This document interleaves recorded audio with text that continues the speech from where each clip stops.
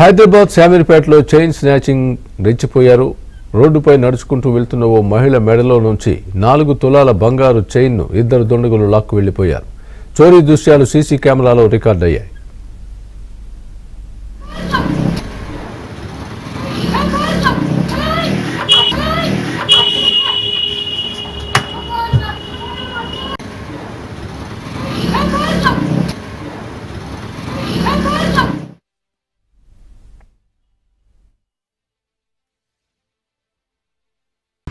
నేను ఇంట్లో కాడికి వస్తున్నా సార్. నేను ఇక్కడ స్కూల్లో పనిచేస్తా. 2 నెలలు చెయ్యి ఇరిగింది, 2 నెలలు ఇంట్లోనే ఉన్నా.